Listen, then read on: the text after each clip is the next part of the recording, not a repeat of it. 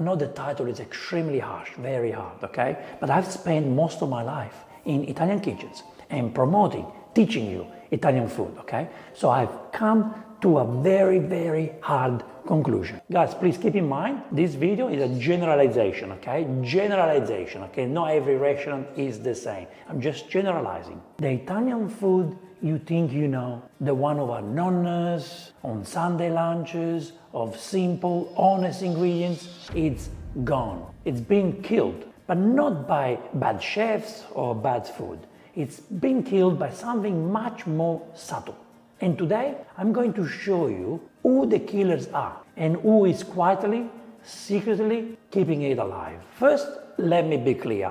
The quality of Italian food in Italy and around the world is amazing, okay? It's incredible. In fact, in many places, it's better than ever. But is soul still there? I think that's another story. If you walk into a trattoria in some of the most touristy cities in Italy, like Rome, Florence, Milan, Venice, you might find the chef at the back steering the ragu is from Bangladesh or from Nepal. The woman rolling the pasta in front of you at the restaurant doing the show, she's not Italian. These immigrants who are cooking in the kitchens in Italian restaurants in Italy and around the world are the ones keeping the traditions alive.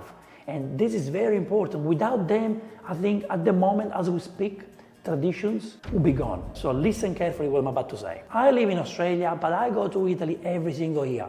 And I've seen what's been happening in the last 10 years, the change that we're going through. So these immigrants that are working in Italian restaurants' kitchens, okay, they are the guardians of Italian food traditions, okay?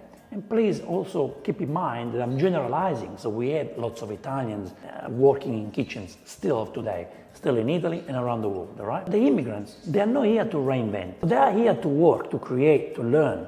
And they're actually learning from old school chefs or from the owner of the restaurants, or maybe too old now. They're doing the recipes, but they follow the old school recipe. The immigrants that work in the kitchen, they are embracing and protecting the very recipes the entire generation of Italian chefs are leaving behind.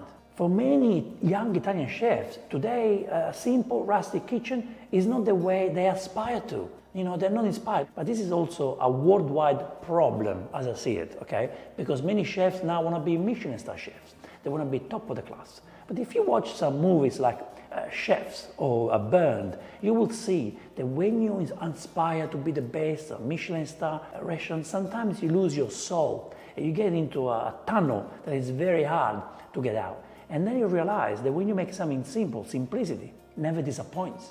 Simplicity, it's always the best. Some chefs have to learn this the hard way. So now, yeah, we have these young Italian chefs that basically want to become Michelin stars. They want the global recognition. We do need Italian food to evolve. So I'm not saying we don't need that. We do need that. Evolution is very, very important.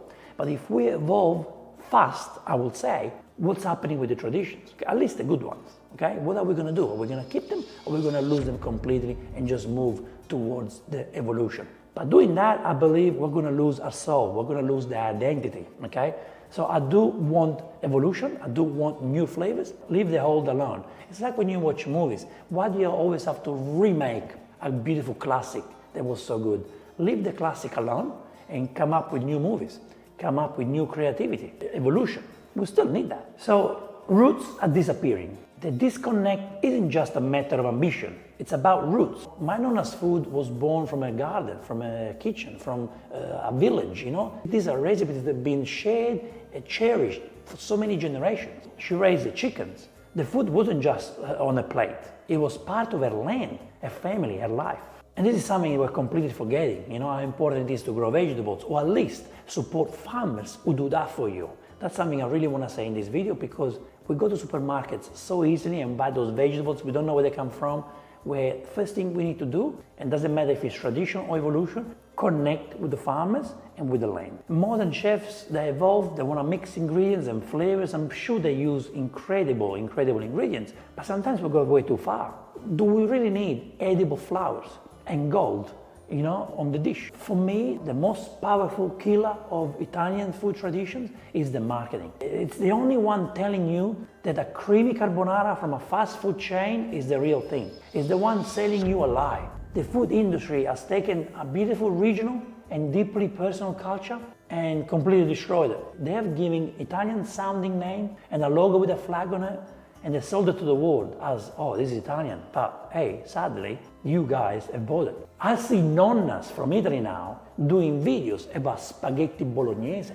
There is no such thing that a nonna would make spaghetti bolognese, a bolognese sauce, ragu with a spaghetti. All the nonnas in Italy knows that you have to use fettuccine or pappardelle or penne or rigatoni for ragu. You don't use spaghetti with ragu. But those young marketing agencies, they tell you, do it because it's viral. I've seen another famous Italian nonna the other day making spaghetti meatballs, going, oh, you make beautiful spaghetti meatballs that everybody loves. Italians don't eat spaghetti meatballs unless it's the tiny meatballs from Teramo, where my nonna is from, okay? Spaghetti meatballs is not an Italian thing. So why are you letting a nonna do that? She will never do it. Just because of the views, the likes are destroying everything. It goes into our head. The first thing that we do, oh, we have to get the views. We have to be seen. We're forgetting about the rest. Guys, this is a big problem. We're going to pay $700 for a steak just because someone puts gold on it. Or what about, I don't want to mention names, but those touches like the salt stuff that goes on the meat, you pay a lot of money for that. Like we follow the marketing too much. I see younger generations go to fancy restaurants just because it's fancy, just because they have a nice Instagram account. So if you're not on Instagram, if you don't get views, what, your food is not good? This is not good, guys. I don't want the younger generations to think this way. I don't want you to go to a restaurant just because it's cool. We're going to get to a point where the food will be made in a factory, shipped, delivered to the restaurant, and all the restaurant has to do is to microwave it, because you guys want the same thing. And if you want the same thing, we'll become robots, and the food will be made by a robot and warmed up by a machine. Maybe a human will be in the process, maybe. But is that what you want? I really hope we can make changes, okay? And again, if you're a chef who cook traditional food, please be proud. If you're an immigrant who cook in the kitchen as a chef or working in the kitchen and you don't cook your native food, another country's food, you should be proud, okay, for what you're doing. You should be very proud. Ask for more money, because I know you work very hard. And keep spreading that love with others, because we need you. We need you, okay? And so thank you. Thank you so much for doing that, okay? Me personally, for health reasons and for personal choices, I don't want to be in a restaurant kitchen cooking traditional food.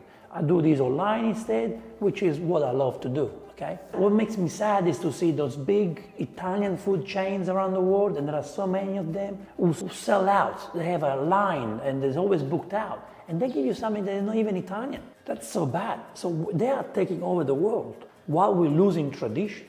I see people going to restaurants just because they have a celebrity name on the door. That guy, that celebrity is not cooking for you. I've seen celebrity chefs, okay, who don't know nothing about pizza, and I've seen it from videos. They know nothing about pizza, but they have pizza restaurants. So do not follow the marketing all the time, please. Just use your own brain. Have feelings and discover food yourself. Try to learn more about tradition, because what makes us different, big part of it is the food. When we travel around the world, what we love, the first thing that we love when we travel is the food, trying different things. What's the point for me to go to Greece to have a plate of pasta? What's the point for me to go to Thailand to have pasta? What's the point for me to go to Lebanon to have pasta?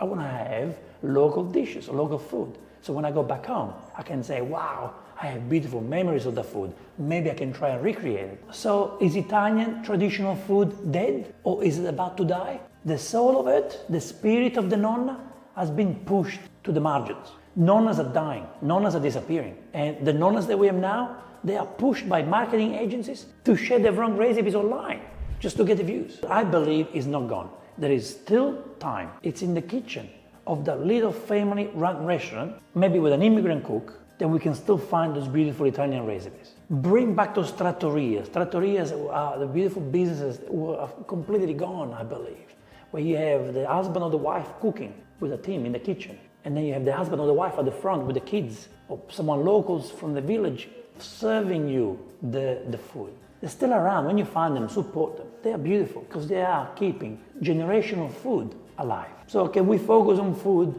and do not focus on marketing and marketing budgets? Can we invest more in quality ingredients and less on marketing? Let's not let these traditions die. Support it, learn it, cook it yourself. It's so fun to cook. Cook, learn how to cook traditional food from around the world. You will be so proud. It's not just food, it's a legacy, and it's up to us to keep these alive. Please let me know what you think of this video, this topic, Is it something that you see? Do you see my vision? Do you see what I see or not? Am I just trying to stay in the old days? Am I just trying to keep useless tradition? Or should we just evolve together all at once and just forget about the past and just stick with it? Well, what do we need to do here? What do we need to do? What do we need to do for the new generations, for the young kids? Let me tell you one thing. I speak to lots of younger generations who are willing to learn. Okay, I spoke to this kid the other day. He was about 16, 17. This kid said, my mom bought me some cookbooks from my hop shops. And you know what? He learned from these books. Different cuisines, different traditions. He said, I grew up eating bad food. I grew up eating junk food because my mom doesn't cook. You know what? This kid now is introducing his family to good food, to food he's learning from these books. So do not say the young generations don't need it, because if they are introduced to something, they might be interested. They might be the ones keeping the traditions alive while we are forgetting. Don't underestimate the power of your kids, the power of the children and the younger generations, okay? Thank you so much for watching this video, which I really care about. Bye.